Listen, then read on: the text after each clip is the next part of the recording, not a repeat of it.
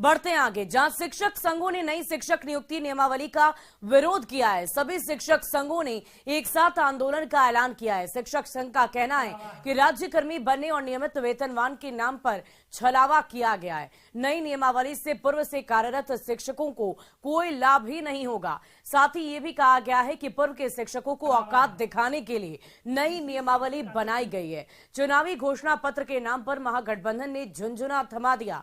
सरकार के खिलाफ जल्द ही आंदोलन का भी ऐलान होगा।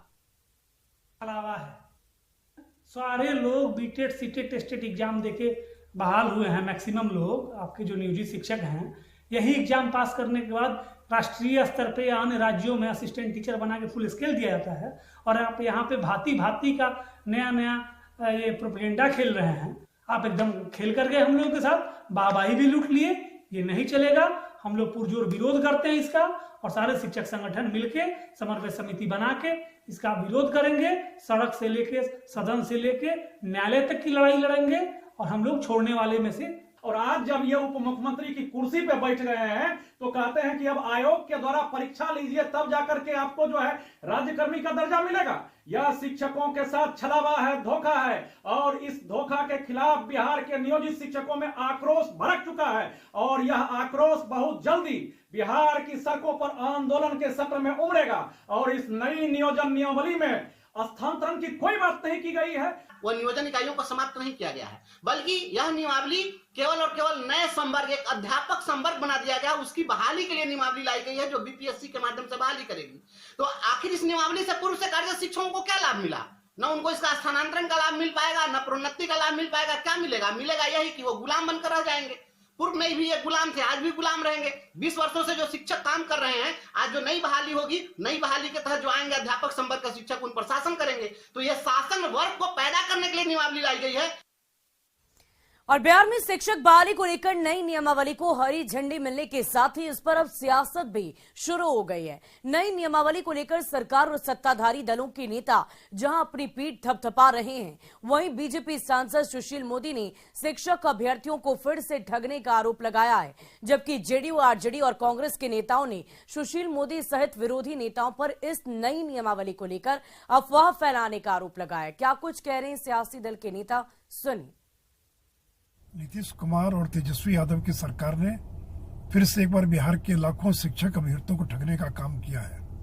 नीतीश जी, टीईटी और एसटीटी की परीक्षा 2019 में जिन लोगों ने दी और जो हजारों लोग उत्तीर्ण हो गए, क्या उनको फिर से एक बार परीक्षा देनी पड़ेगी? क्या अब विद्यालयों के अंदर 3 प्रकार के शिक्षक होंगे? एक पुराने वेतनमान वाले शिक्षक, एक नियोजित शिक्षक और एक जो नए नियमावली के तहत जो नियुक्त शिक्षक होंगे। लेकिन ऐसे फैसलों से भाजपा के पेट में दर्द होता है। सुशील कुमार मोदी जी का बयान इसी का प्रकटीकरण है। वो लोग राजनीतिक द्वेष से पीड़ित हैं, नहीं चाहते हैं कि जनता या शिक्षक हमारी सरकार के करीब आए, इसलिए भ्रम फैलाने की लगातार कोशिश करते हैं। भर्ती और नियमावली प्रक्रिया पर बोल रहे हैं। सबसे पहले तो उनको बोलने का अधिकार नहीं है। 2019 से 2022 तक भारतीय जनता पार्टी सत्ता में भागीदार थी, लेकिन कभी भी उसने गंभीरता नहीं दिखाई, ना तो रोजगार के प्रति और ना ही शिक्षक भर्ती की प्रक्रिया के प्रति। डरे नहीं, क्योंकि इस तरह से अफवाह उड़ाई जा रही है कि एग्जाम देना होगा, शिक्षक देंगे तब बनेंगे। अरे तो जब शिक्षक और शिक्षा और विद्या में जब तक परीक्षा ना हो तब तक डरना कैसा? लोगों की अफवाहें पे मत जाएं। और ये बहुत बड़ा, बहुत ही अति उत्तम सराहनीय कदम है। और अब आपको सरकार के फैसले की वो पूरी खबर दिखाते हैं, जिसको लेकर शिक्षकों ने अब विरोध शुरू कर दिया है। तो सियासत भी अब गर्मा गई है।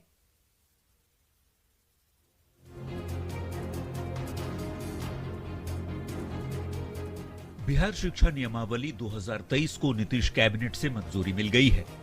इसी के साथ अब बिहार में 3 लाख शिक्षकों की बहाली का रास्ता साफ हो गया है। नए फैसले के मुताबिक शिक्षक अब नियोजित नहीं बल्कि राज्यकर्मी माने जाएंगे। आयोग के जरिए शिक्षकों की नियुक्ति होगी। सरकार की ओर से आयोग के जरिए परीक्षा आयोजित होगी, जिसके तहत बहाली की जाएगी। इस नियमावली का नाम होगा बिहार राज्य विद्यालय अध्यापक नियुक्ति, स्थानांतरण, अनुशासनिक कार्रवाई एवं सेवा शर्त नियमावली 2023।